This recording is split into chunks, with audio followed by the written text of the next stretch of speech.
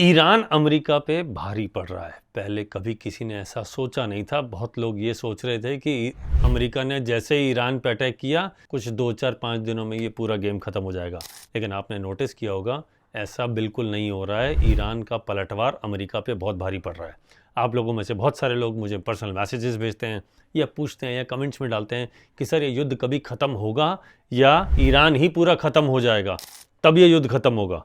तो अब आज मैं आपको इस बारे में बहुत सारी बातें बताने वाला हूँ। नमस्कार, मेरा नाम है हनीश बग्गा। आज हम बात करने वाले हैं ये जो प्लैनेट हैं, ये जो राशियाँ हैं, ये जो नक्षत्र हैं, इनका असर ना सिर्फ हमारी ज़िंदगी पे पड़ता है, यानी इंसानों की, जानवरों की, पेड़ पौधों की, बल्कि ये सब पर पड़ता है। इसका असर वेदर पर भी आता है, इसका असर कंट्रीज़ पे भी आता है, क्योंकि ये जो प्लैनेट्स हैं यही सारा खेल रचते हैं। अगर आप ध्यान से नोटिस करें तो नवंबर 2023 के बाद ऐसी स्थिति बननी शुरू हो गई थी जहाँ पे ईरान हाईलाइट होना ज़्यादा शुरू हो गया था। मैं बात कर रहा हूँ इजराइल में उन अटैक्स की।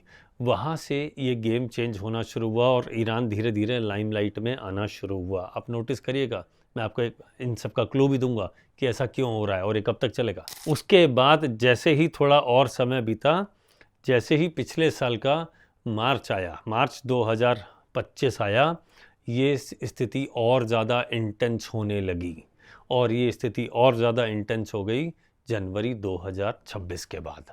अब आप कहेंगे ये सारी डेट्स तो हमें ऑलरेडी पता है, पर ऐसा हुआ क्यों? तो मैं इसके पीछे आपको कुछ ज्योतिषीय कारण बताता हूँ। देखिए, आपने मेरा पुराने वीडियोस भी देखे होंगे। मैंने कहा था कि जब राहु 11 नंबर राशि में आएगा तो बहुत ज़्यादा प्रॉब्लम क्रिएट करेगा, लेकिन वो जो प्रॉब्लम क्रिएट करेगा उसकी पटकथा उसने 12 नंबर राशि में जब वो था उसने रखनी शुरू कर दी थी। वहां से ये पूरा गेम ऑन हुआ है और आपने नोटिस किया होगा कि जैसे ही शनि ने अपना राशि परिवर्तन किया, 12 नंबर राशि में आया, ईरान के लिए ये काफ़ी ज़्यादा प्रॉब्लमेटिक हो गया। और पीछे पीछे राहु का जो ट्रांजिट है, जो 11 नंबर राशि में आया यानी एक्वेरियस राशि में, इन दोनों ने मिलकर पूरी स्थिति को बदल दिया। देखिए, कुंडलियां कैसे काम करती हैं, प्लैनेट कैसे काम करती हैं, बहुत ब्यूटीफुल रूल है एक। शनि जब 12 नंबर राशि में आता है तो ये डिस्ट्रक्शन जरूर लाता है। राहु जब 11 नंबर राशि में आता है ये भी डिस्ट्रक्शन जरूर लाता है। एक करियर में लाता है, एक वर्ल्ड वाइड स्थिति खराब करता है। अब आप कहेंगे कि साहब, इसका मतलब शनि तो 2027 तक के एंड तक,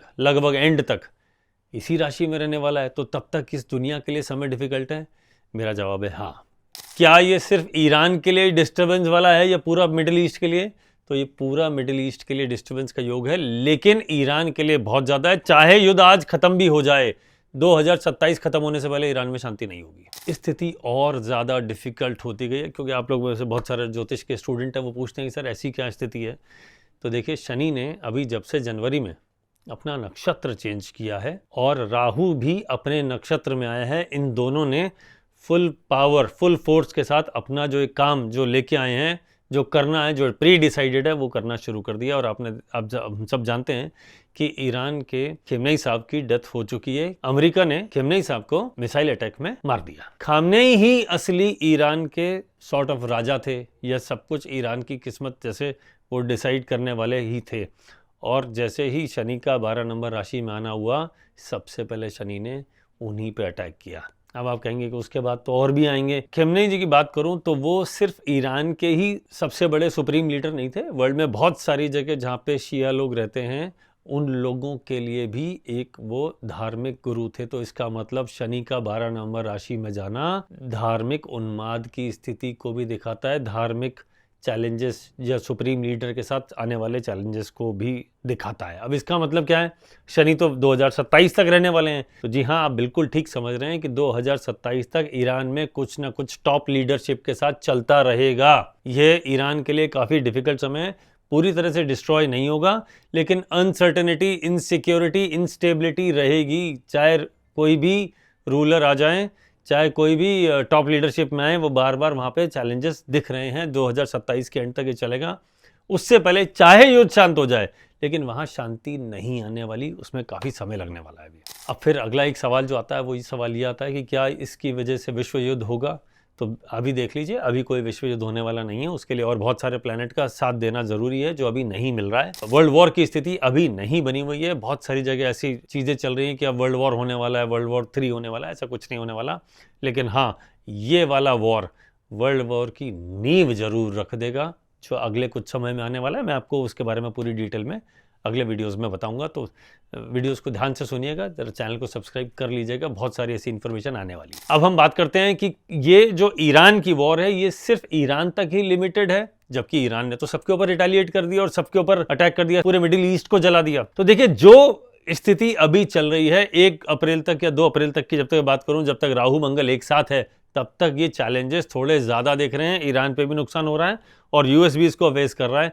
हालांकि उसके बाद की स्थिति भी शांतिपूर्ण नहीं है। मुझे अब ऐसा फीलिंग आने लग रहा है इन प्लैनेट की, इनके नक्षत्रों को, प्लैनेट को, इनको देख के कि अगले कुछ दिन बहुत डिसाइडिंग होने वाले हैं और कंट्रीज भी इसमें शामिल हो सकते हैं। या कुछ बड़े डिजास्टर की आहट बिल्कुल सामने दिख रही है।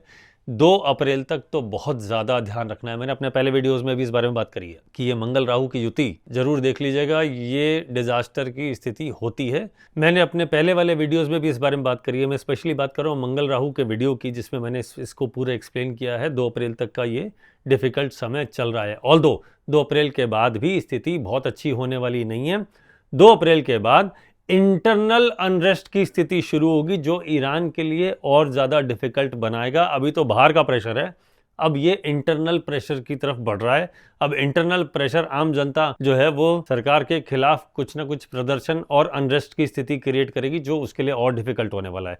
आपको अगर ध्यान हो तो मैंने अपने सारे पुराने वीडियो में मंगल राहु के बारे में बात किया, लिंक नीचे डिस्क्रिप्शन दिया हुआ, वीडियो जरूर देखिएगा मंगल राहु की ज्योति पे, और उसका वर्ल्ड पे क्या इम्पैक्ट है उस पर आपने पूरा डिटेल में बात करी है। तो देखिए, ये बात तो बिल्कुल तय है कि युद्ध अभी अगले 2-3 हफ्ते तक, यानी 2 अप्रैल तक तो आप ये मान के चलिए कि यहाँ पे कुछ बड़ा डिसीजन होने वाला नहीं है। ये तो कंटिन्यू करने वाला है, और क्योंकि ये कंटिन्यू हो रहा है, अनरेस्ट की स्थिति बनी हुई है, वॉर की स्थिति और भीषण होने की जो चल रही है, इसका पूरी दुनिया पे जो असर आने वाला है उसका कारण हम सबको पता है कि मिडिल ईस्ट में जो ऑयल सप्लाई रुक गई है, जिसका इम्पैक्ट हम सब पे आ रहा है। सब जगह महंगाई वगैरह बढ़ रही है। हम पर असर आएगा, नहीं आएगा, किस कंट्री पे कितना असर आएगा, ऑलरेडी न्यूज़ में आना शुरू हो गया कि कई सारे कंट्रीज पे तो इम्पैक्ट आना शुरू भी हो गया। हम पर कितना इम्पैक्ट आएगा, हमें क्या करना चाहिए, क्या नहीं करना चाहिए, स्टॉक मार्केट कैसा रिएक्ट करेगा। आप जान ही रहे हैं कि स्टॉक मार्केट, मैंने पहले भी बहुत प्रेडिक्ट किया था कि stock market will fall down. ये हमने बहुत पहले, पिछले साल ही मैंने प्रेडिक्ट कर दिया था कि जनवरी फरवरी से लेके अब ये जो महीने हैं, ये डिफिकल्ट मंथ स्टार्ट होते जा रहे हैं और ये कम से कम नवंबर तक ये ऐसी स्थिति बनती रहेगी। धीरे धीरे फॉल कवर और फॉल थोड़ा ज़्यादा, कवर थोड़ा कम, ये स्थिति बनने वाली है। क्योंकि ये खेल खेल रहे हैं राहु, जो मैंने अपने वीडियो राहु 11 नंबर राशि में जब आया था उसके बारे में बात करी थी। तो ठीक है, हम आगे और बात करेंगे इंडिया पे उसका क्या इम्पैक्ट आएगा, कब, कैसे, और इसको हमको कैसे डील करना है, मैं अपने आगे आने वाले वीडियोज़ में इस बारे में बात करूंगा।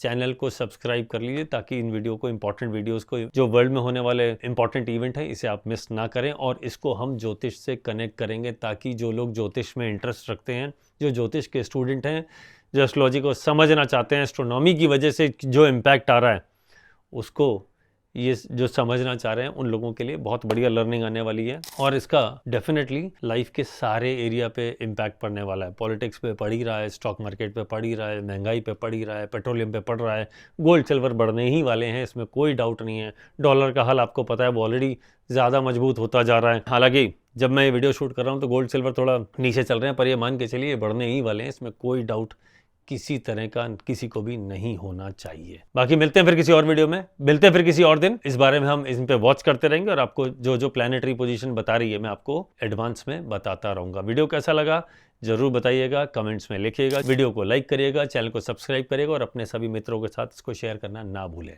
मिलते हैं फिर किसी और वीडियो में, तब तक के लिए नमस्कार।